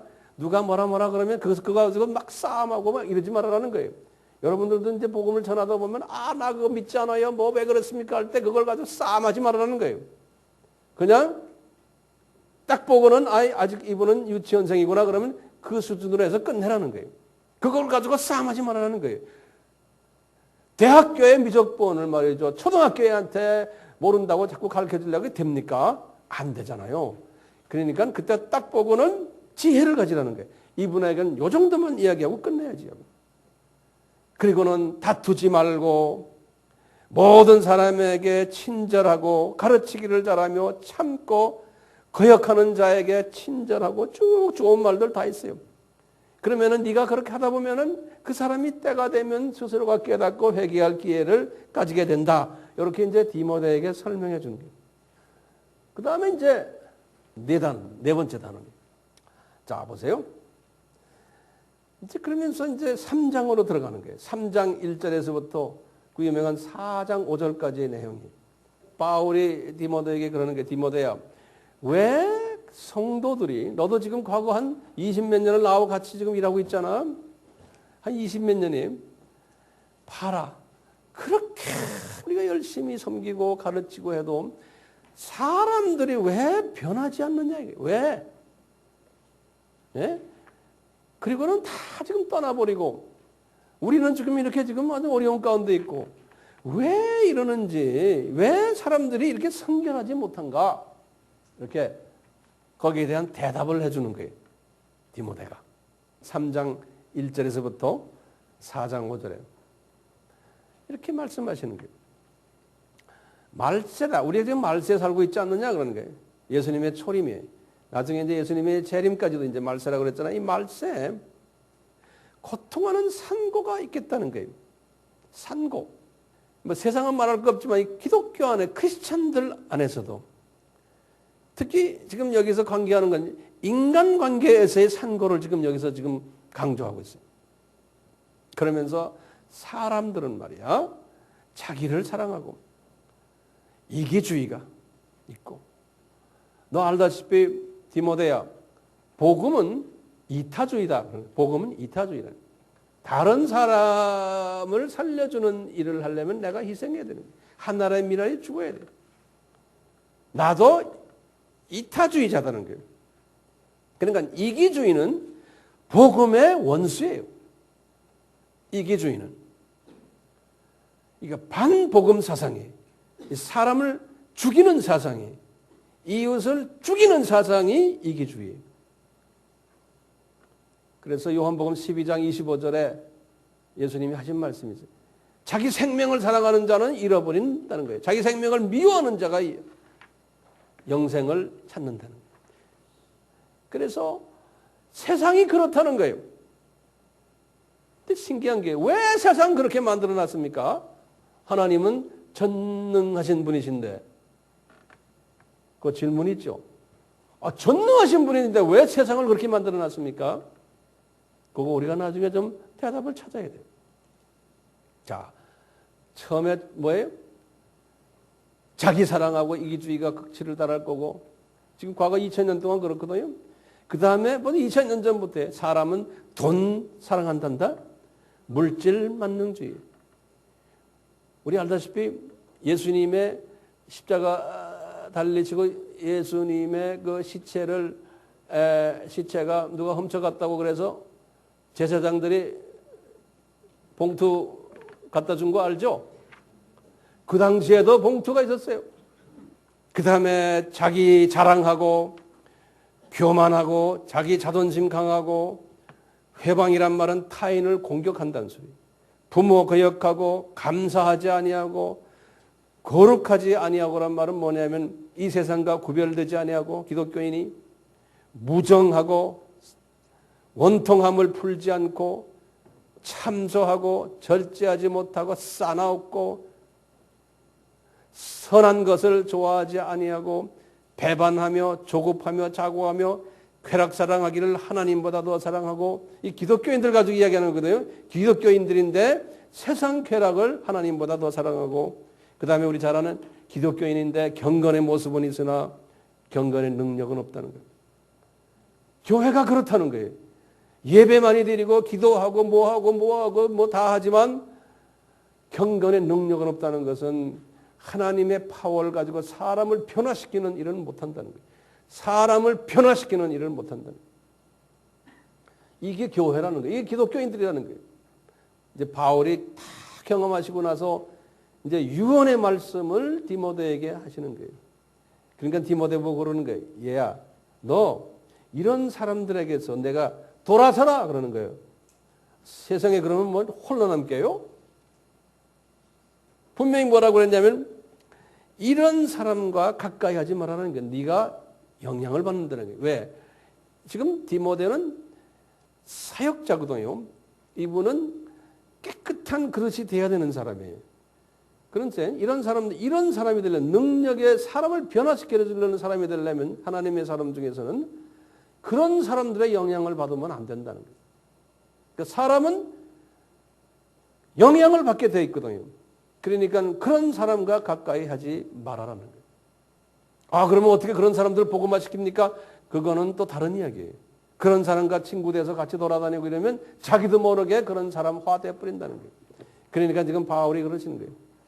바울의 유언이에요. 이런 사람과 가까이 하지 말아라. 왜? 네가 물든다는 거예요. 사람은 물들게 돼 있는 거예요. 그래서 귀 쓸 그릇이 되려면 디모데야, 너는 이런 사람들과 가까이 하지 말고, 이제 이런 사람들이 교회 안에 많을 텐데 이런 사람들 네가 다 그냥 안아주고 그런 사람들 그렇다는 거를 이제 그대로 용납해 주라는 거예요. 못 고쳐. 네가 네 실력으로 못 고쳐 그러는 거예요. 그것은 누가 고쳐요? 성령님께서 고치시는 거죠. 내 실력으로 고칠 수 있는 게 아니에요. 못 고쳐요. 바울도요, 이 부겔로 헤게모니 이런 사람은 못 고쳤어요. 그러면서 바울이 더 이야기하는 게 아주 또 골치 아픈 사람 하나 있었다 하시면서 구리장색 알렉산더다 그러는 거예요. 이런 사람도 못 고쳤다 나도. 그러니까 이런 사람 주의하라 이렇게 경고를 해줘요. 그리고는 너는 네 스스로가 깨끗해져라. 자, 그러면서 이제 3장 10절에서부터 11절에 바울이 그래요. 디모데야, 너 이제 나를 닮아라 그러는 거예요. 그러면서 디모데야 3장 10절에서 그래. 또 11절에서 그래. 내가 너하고 같이 사역을 하면서 얼마나 핍박 많이 받은 건 너 다 봤지 그러는 거예요. 이러듯이 너는 핍박과 고난 속에 있어야 된다는 거예요. 그러기 위해서는 그러는 거예요. 너는 이 핍박과 고난 속에 있을 때마다 너는 히브리서 11장의 믿음이 점점점 더 커지게 된다는 거예요. 이 핍박과 고난이 없으면은 히브리서 11장의 믿음이 안 생긴다는 거예요. 이 세상으로 자꾸 눈이 간다는 거예요. 그러니까 저 세상, 그렇다고 이 세상을 떠나는 게 아니고 저 세상도 보면서 이 세상을 동시에 같이 보는 이 믿음을 가지면은 능력이 나온다는 거예요. 이분에게 지금 말씀하시기를. 그리고는 이런 걸 행하는 사람들을 내가 다 안아줄 수 있다는 거예요. 이 시각을 가진 사람은. 그러면서 하시는 말씀이 너 말이야. 이 눈이 저 위로 뜨는 히브리서 11장에 이 믿음을 가지는 눈을 뜨려면 너는 그냥 되는 게 아니다. 고난을 받아야 되는데 플러스 뭘 받아야 되느냐? 영적 음식을 먹어야 된다는 거예요. 그러니까 영의 음식을 먹어야 된다는 거예요. 그것이 뭐냐? 성경이라는 거예요. 하나님의 말씀. 이 하나님의 말씀은 두 가지 기능이 있죠. 영양소 기능이 있죠. 그리고는 검이죠. 에베소서 6장 17절, 히브리서 4장 12절은 검이에요. 양날달인 검. 그러면서 이분이 그런 거예요. 디모데야, 너는 이제 이 영의 양식을 먹고 너는 이미 어느 정도 영적 성인이 됐다는 거예요. 그렇기 때문에 너는 이제 전파하라는 거예요. 나가서 이 말씀을. 너는 이미 그렇게까지 됐다는 거예요. 자, 그런데 디모데야, 성경이 뭔지 아니? 하나님의 말씀이? 그러면서 그 유명한 성경을 이야기하는 거예요. 우리 이 구절 잘 알죠? 3장 15절에서 17절이에요. 우리 많이 아는 거예요. 도대체 이 성경은 뭔지 아느냐, 디모데야? 응? 너, 그러면서 그러는 거예요. 너 어릴 때부터 외할머니와 어머니에게서 이 성경 말씀 들어왔지? 이 성경의 저자가 누군지 아느냐? 하나님이다. 그러는 거예요. 하나님의 감동으로 이 성경의 저자는. 그러면서 그런 거예요. 이 성경은 뭘 가르치는지 아느냐? 그런 거예요. 그러면서 두 가지 성경을 두 가지를 가르친다는 거예요. 첫째 뭐느냐? 이 성경은 우리에게 믿음을 줘가지고 예수님에 대한 믿음을 줘가지고 구원에 이르는 지혜를 우리에게 주는 지혜서라는 거예요. 구원을 위한 구원서인데 구원을 위한 지혜서가 성경이라는 거예요. 그러니까 이건 무슨 믿음을 주는 거예요? 넘버원 믿음을 구원받는데 필요한 말씀이 이 성경이라는 거예요. 그러면서요, 이것만이 아니더라는 거예요. 두 번째 성경의 기능이 뭔지 아느냐? 이 성경은 영적 성장을 시켜주는 영의 양식이라는 거예요. 이제는 기독교인들에게. 그러면서 이 성경은 우리를 교훈시켜주고 책망도 해주고 바르게 고쳐주고 의로 훈련받게 하고 그래서 하나님의 사람을 온전하게 만드는 역할을 해준다는 거예요. 이 말은 뭡니까? 영의 양식을 우리에게 주셔서 영적 성장을 하도록 해주는, 다시 말하면 두 번째 믿음을 키워주는 거예요. 두 번째 믿음. 여기에서 이제 더 깊이 들어가면 세 번째 믿음까지 키워주는 이것이 성경이라는 거예요. 그러므로 디모데야, 너는 인전 성인이다. 그러므로 너는 나가서 전파해라. 그런데요, 여기 보면 전파하라 그래놓고 4장 2절에 보면 이런 말이 있어요. 우리 다 평소에 아는 말들이에요. 때를 어떤지 못 어떤지 항상 힘쓰라는 거예요. 그러니까 꼭 내가 봐서 이거 때가 됐구나 하네. 때를 어떤지 못 어떤지 우리는 나가서 외쳐라는 거예요.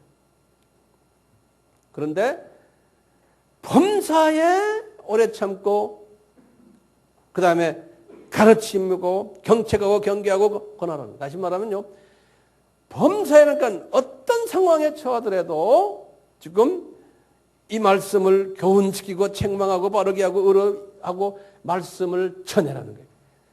때를 이것 구별하지 말고 그리고 환경을 구별하지 말고 그렇게 하라는 거예요. 그러면 누가 뒤에서 도와줘요? 우리 예수님께서 뒤에서 다 도와주는 거예요. 그러니까 우리가 지금 비전 스쿨도 똑같아요. 중국 가는 거 이것저것 따지고 뭐 이래서 못 갑니다. 이래서 아니죠. 일본도 마찬가지. 소련도 마찬가지. 그냥 가는 거예요. 뭐라고 그랬어요, 제가요? 그냥 가는 거예요. 그냥 때를 어떤지 못 어떤지. 예. 그러면 주님이 역사하시는 거예요.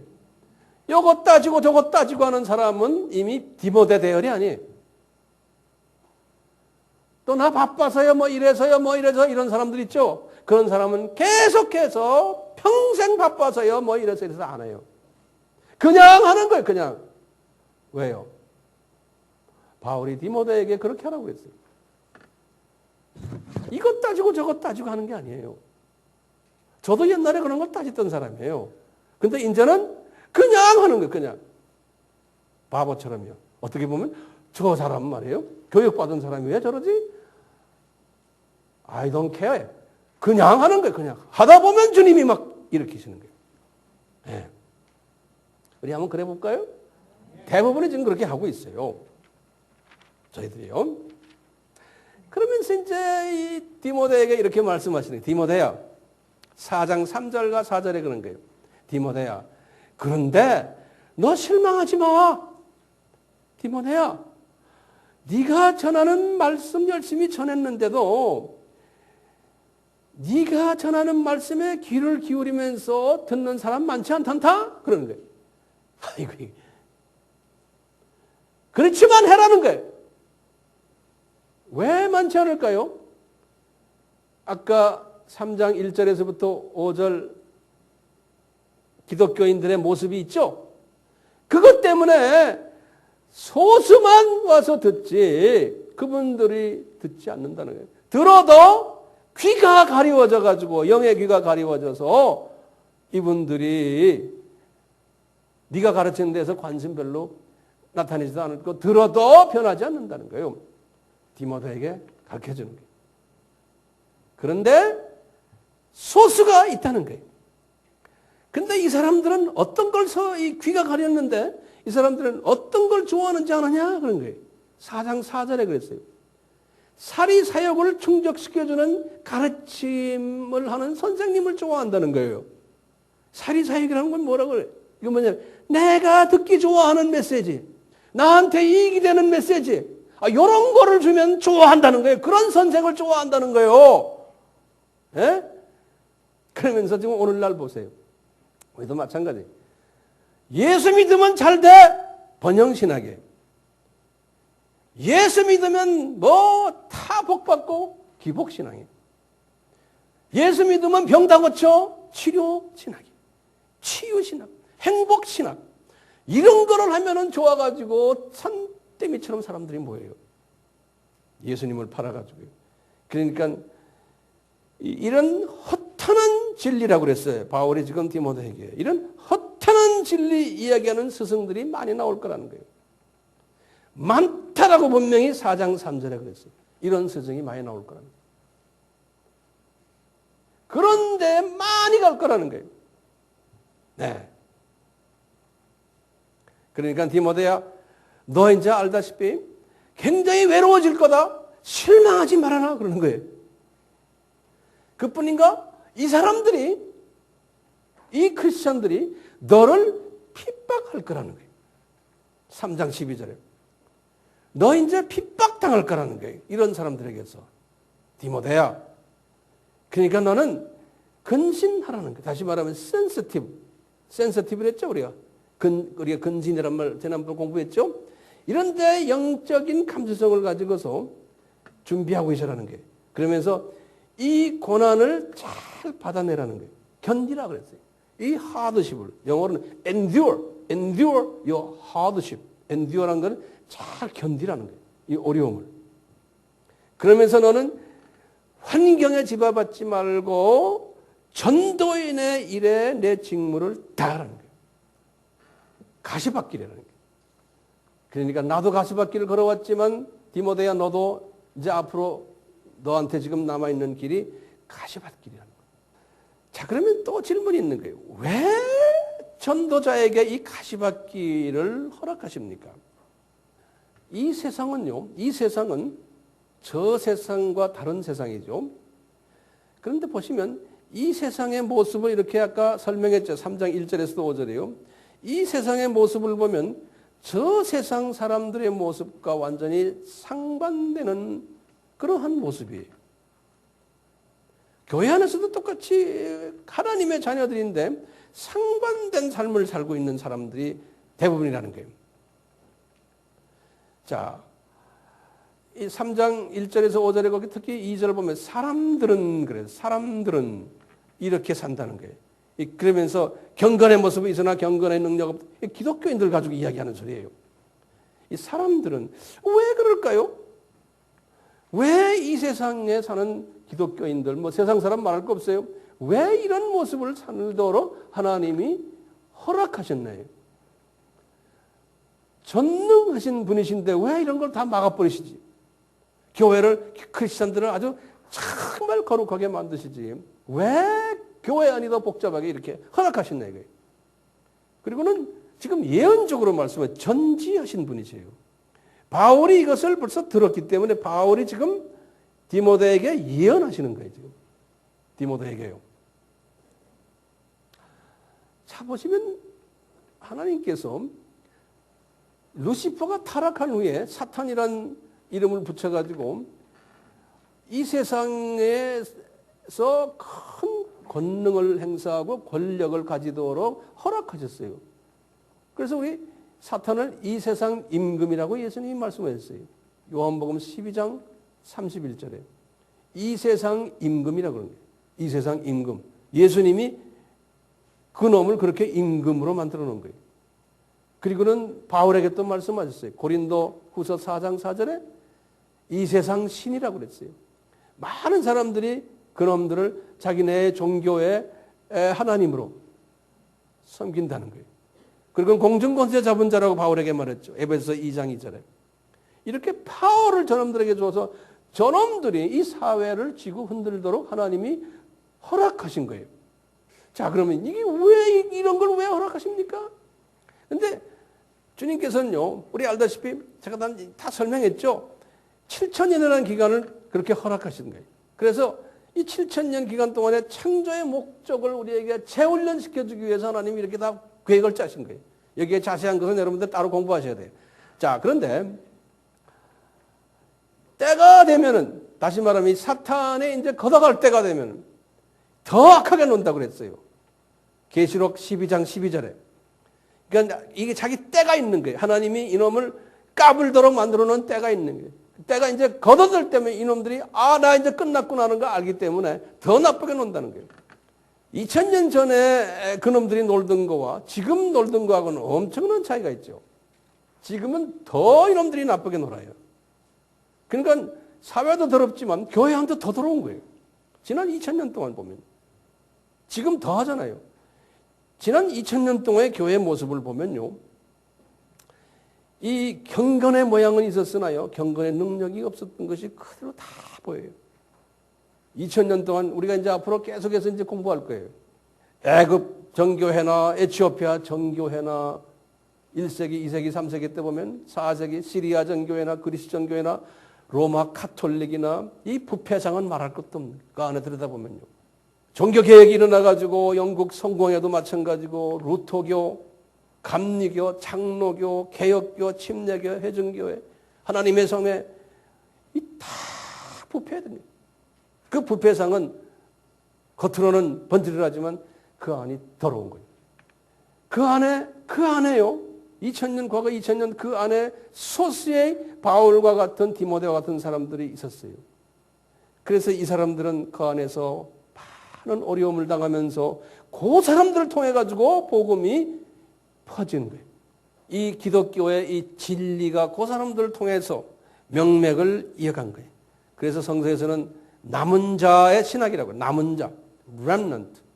앞으로도 이제 계속해서 그렇게 될 거예요.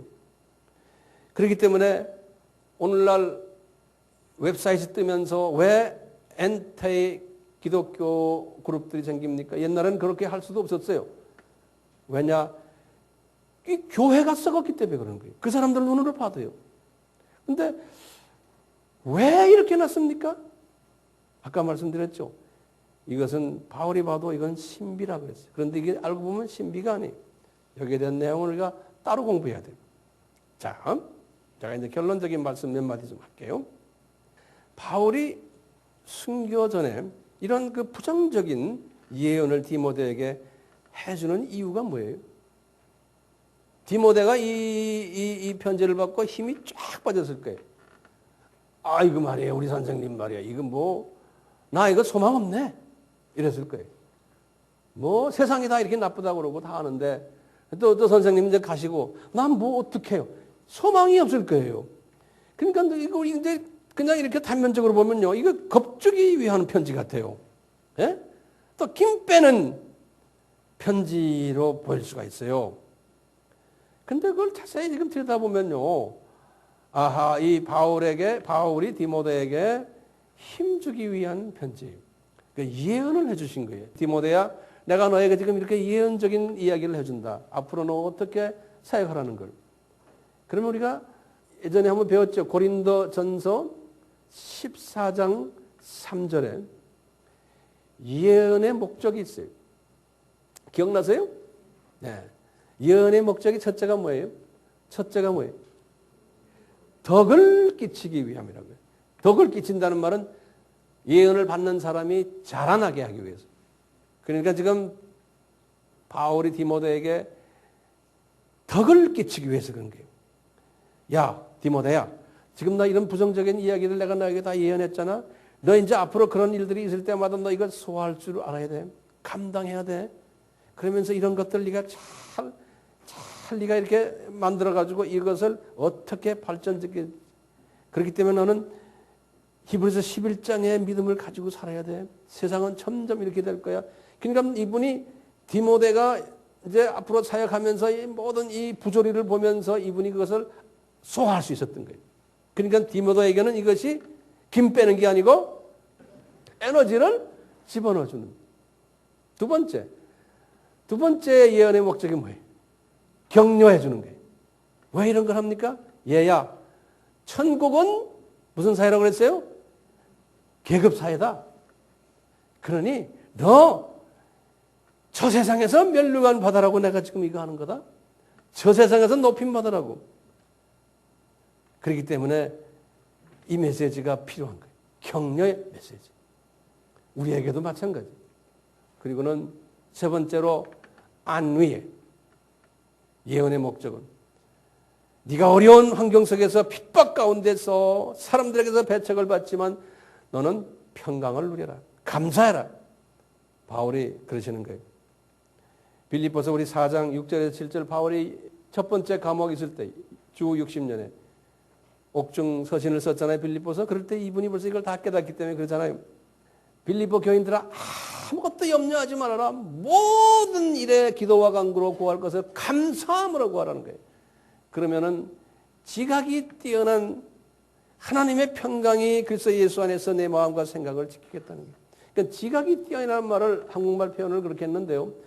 영어나 원어엔 그랬어요. Beyond your comprehension 그랬어요. 다시 말하면 내가 생각하는, 내가 상상하는 그 상상을 훨씬 뛰어넘어 이성을 초월한 그런 말이에요. 이성을 초월한 평강이 나의 생각과 마음을 지배하겠다. 그러니까 지금 바울은 이미 이걸 경험했기 때문에 이분이 환경을 보면 어떤 때는 실망되고 이분 외롭고 답답하고 그렇지만 또 눈을 올리면은 이 고백이 나오는 거예요. 이것이 올라갔다 내려왔다 올라갔다. 똑같이 디모데에게도 너도 이것을 계속 연습을 나처럼 하라는 거예요. 이게 바울이 디모데에게 주신 유언장이에요. 이 유언장을 다 한 다음에 4장 6절에서 8절에 그랬잖아요. 우리 많이 들은 이야기죠. 얘야, 나 이제 떠날 기약이 가까웠다. 그러면서 내가 선한 싸움을 싸웠다. 그렇게 보면 원어를 보면은 현재 완료로 돼 있어요. I have fought the good fight. 과거부터 쭉 지금까지 해오고 있다는 거예요. 지금도 끝난 게 아닌 거예요.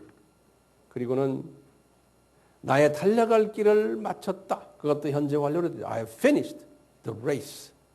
그러니까 이게 마라톤 선수였다는 거예요. 자기는요. 지난 33년 동안 마라톤 선수로서 뛰었다는 거예요. 이제 앞이 보인다는 거예요.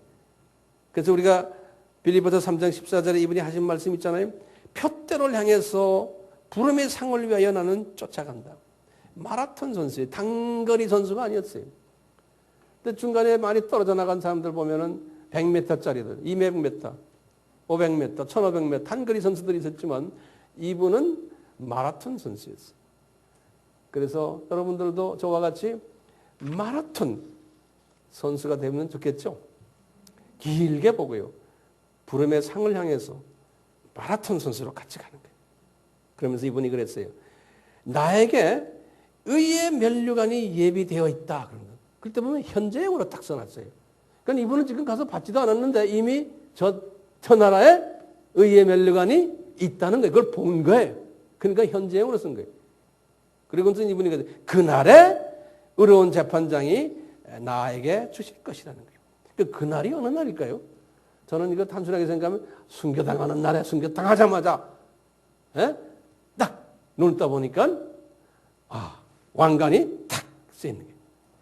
그러면서 이분이 그러는 거예요. 디모데야, 나만이 아니고 나같이 이 비전을 가진 사람들에게 주의 나타내심을 사모하는 모든 사람들에게 그러니까 히브리서 11장의 그 믿음을 가진 사람들에게 디모데 너도 포함된다? 이것을 줄 거라는 거예요. 나나 여러분들 이 믿음 가지고 우리가 주님을 섬기고 있잖아요. 디모데가 이 말씀을 받았을 때가 언제예요? 주후 60 지금 7년이에요. 그리고는 디모데가 언제 주님 나라에 간지 아세요? 제가 아까도 말씀했어요. 주후 90년이에요. 90년에 참수당했거든요. 그러니까 바울은 이미 다 아셨어요. 23년 후에 저 아들이 참수당할 걸 자기하고 똑같이. 바울은 1년 후에 참수당할 걸 자기가 알았고요. 그러니까 너 참수당하기 전에 아직도 23년 남았다. 23년 열심히 뛰어라. 그러면서 마지막 부탁의 말이 4장 9절에서 18절이에요. 속히 나에게 오너라. 너 보고 싶다. 여기에 지금 누가만 있다. 마가를 데리고 오너라. 마가는 과거에는 나하고 좀 불편했지만 마가는 베드로의 영적 아들인데 2년 전에 베드로를 주님이 데려가셨다. 이제는 아버지 잃어버린 고아다. 누가요? 마가가. 내가 이제 데리고 내 아들로 삼아야 되겠다는. 그러니 마가 데리고 오너라. 여기 지금 몇 년이에요? 50, 60 지금 몇 년에 이야기하는 거예요? 67년에 얘기합니다. 마가가 68년에 알렉산드리아에서 마차에 끌려서 죽임을 당했어요. 그러니까 마가가 디모데와 같이 로마에 갔는지 안 갔는지 모르겠어요. 내 생각에는 안 간 것 같아요. 그리고 마가는 여기 에베소에서 어딜 갔어요? 알렉산드리아라 애굽으로 가서 거기서 이제 복음을 전했어요. 왜냐하면 이 사람이 주후 43년에 이미 애굽에 내려가서 교회를 개척했거든요. koptic 교회를. 그리고 61년에 또 거기 가서 또 몇 년 동안 쭉 사역을 하고 한 마가도 여기저기를 돌아다닌 사람이에요. 근데 이분의 센터가 이분은 애굽 알렉산드리아였어요. 그래서 마가가 이미 한 1년 후에 순교당할 것을 바울은 다 아시고 마가도 내 옆에 좀 데려오느라. 그리고 대만은 세상이 좋아서 다 갔고 나머지 또 내 사랑하는 디도나 두기고나 이런 사람들은 지금 다 여기저기서 사역하고 있다. 너 올 때 드로아에 들려가지고 내 겉옷과 가죽종이 책을 가지고 오너라. 그러면서 다시 그러는 거예요. 구리장색 알렉산더 너 조심해라. 그 사람 내가 가르칠 때 나를 많이 대적했다. 나를 이단이라고 말하고 나에게 해를 많이 끼쳤다. 그래서 내가 기도했다. 이 사람 사탄에게 내어 던져버렸단다. 그러니 이 하나님의 종이 어떤 사람을 사탄에게 던지는 기도까지 했으면 무서운 기도죠. 그래서 여러분들 이름 알렉산드라는 이름 갖지 마세요. 그래서 이 바울이 그래서 이 사람 징계받기를 원한다. 왜냐하면 바울이 전하는 복음에 해방하는 자가 되지 않기 위해서.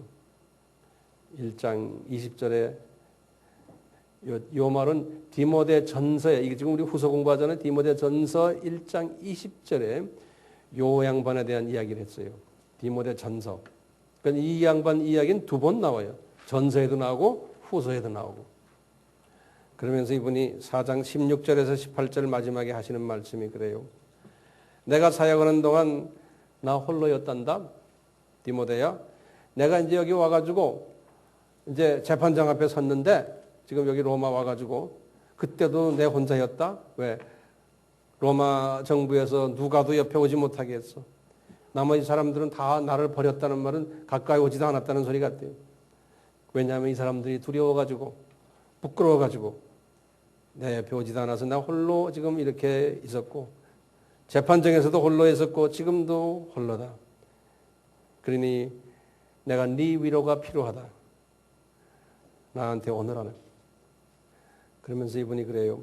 주님께서 그래도 나에게 위로를 주신 게 하나 있는데 64년에 로마 도시 불이 났을 때 네로가 그리스도인들을 다 죽이려고 수소문하고 다닐 때 베드로는 그 다음에 사자의 입에 물려 죽진 않았지만 십자가에서 이제 거꾸로 매달려 죽었지만 나를 막 찾아다니는데 내가 자칫하면 사자의 입에 물려 죽을 뻔했다. 그때 잡혔으면은 그런데 사자의 입에서 나를 건져 주셔서 그 후에 적어도 내가 한 65년, 66년, 67년, 68년 한 4년을 더 복음을 전할 수 있는 은혜를 나에게 주셨다. 그래서 내가 그 후에 사자에게 64년도에 물리지 않고 너한테 2번 편지 쓰고 디도에게도 편지 쓰고 주님 사역을 더 할 수 있었다. 그래서 고맙다. 하나님께 감사하다. 이런 결론을 내리면서요. 이분이 그러는 거예요. 이제 나는 기다리는 건 딴 거 없다. 의의 면류관 뿐이고 그런 의미에서 내가 나를 이렇게 과거 창세전에 나를 불러서 이렇게 선택하셔서 부르셔서 나를 30년 동안 악한 사역을 하면서 기독교인들을 핍박해 하는 일을 하다가 내가 붙잡혀서 지난 33년을 주님을 섬겨왔는데 이제 나는 이 은혜를 받고 의의 면류관도 기다리고 있다. 그러므로 나는 하나님께 영광과 존귀와 또 찬양을 세세무궁토록 드리기를 원한다. 이러고는 아멘 했어요. 끝냈거든요. 그러면서 마지막 마무리 인사를 했는데 19절에서 22절에 이제 디모데 후서가 67년에 집필이 돼가지고요. 디모데는 그러면 그 후에 어떻게 됐을까? 제 생각에는 이미 두기고에게 인수인계 해주고 에베소 교회 로마를 가서 바울을 만나고 바울이 순교당할 때 아마 옆에 계셨을 것 같아요. 그 후에 어떻게 됐을까? 알고 보니까 23년 동안 여기저기 다니면서 복음을 전하시다가 이제 참수 당하신 거예요. 똑같이 로마에서. 어떤 분은 디모데는 에베소에서 그런 것도 있어요. 이제 디모데 후서가 끝났습니다. 그냥 하나의 옛날 이야기로도 우리가 이해할 수 있고요. 저는 이제 이 말씀을 이렇게 상고하면서 바울이 낙원에 이렇게 올라가는 모습을 내가 한번 연상해 봤어요. 이분이 낙원에 올라갔을 때 분명 어색하지 않았었을 것이다. 왜요? 매일 드나들었으니까.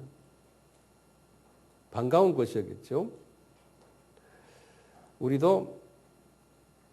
저도요, 언젠가는 이 세상을 떠날 텐데,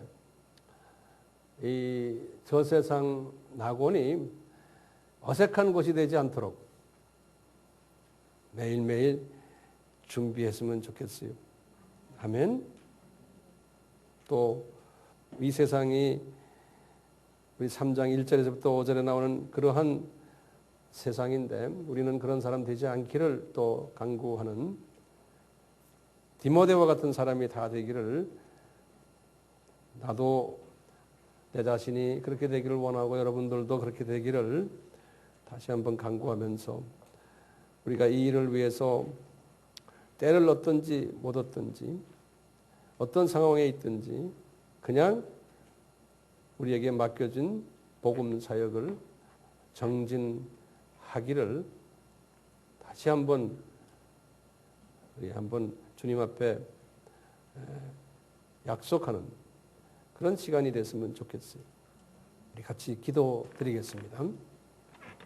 하나님 아버지, 우리에게 큰 은혜를 주셔서 바울의 여정을 어느 정도 소화할 수 있는 영적 능력을, 지혜를 허락해 주셨습니다. 우리가 이것을 하나의 정보로만 듣는 수준에 머무르지 않게 해주시고 우리로 하여금 그보다도 한 단계 더 발전되어서 바울의 삶을 닮아가고 디모데의 삶을 닮아가는 우리가 되도록 이끌어 주시옵소서. 그래서 우리에게 지혜를 주시되 3장 1절에서부터 5절의 말씀처럼 이 세상은 그렇고 그런 세상이는 걸 깨닫게 하시고 이 세상을 내가 잘 소화하면서 살 수 있는 영적 통찰력을, 지혜를 주시고 그래서 우리도 디모데와 같이 누가와 같이 마가와 같이 두기고와 같이 디도와 같이 바나바와 같이 브리스길라 아굴라와 같이 우리도 큰 집안에 아주 귀히 쓰이는 받는 금그릇, 은그릇이 되도록 은혜를 베풀어 주시옵소서. 예수님의 이름으로 기도드리옵나이다. 아멘.